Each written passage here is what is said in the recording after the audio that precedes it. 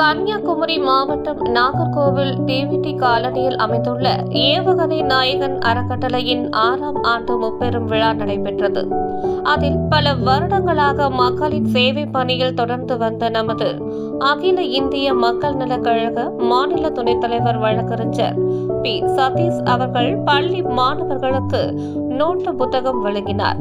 அதனைத் தொடர்ந்து ஏவுகணை நாயகன் அறக்கட்டளை சார்பாக திரு சதீஷ் அவர்களுக்கு பொன்னாடை அணிவித்து சமூக சேவைக்கான விருது வழங்கி சிறப்பித்தார்கள்.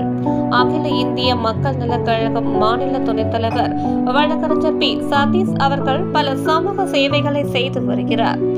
பள்ளி மாணவர்களுக்கு, வறுமையில் வாடும் பள்ளி குழந்தைகளுக்கு படிப்பதற்கு தேவையான அனைத்தையும் செய்து வருகிறார்.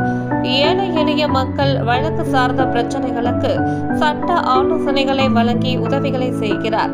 இரத்த தானம், இரத்தம் தேவைப்படும் மக்களுக்கு உடனடியாக இரத்த தானம் செய்வதற்கு உதவி செய்கிறார். ஆதரவற்ற முதியோர்களுக்கு தேவையான உதவிகளை செய்து முதியோர் காப்பகத்தில் அவர்களை தங்குவதற்கு உதவி செய்து வருகிறார். ஆதரவற்ற உடல்களை எடுத்து நல்லடக்கம் செய்து வருகிறார்.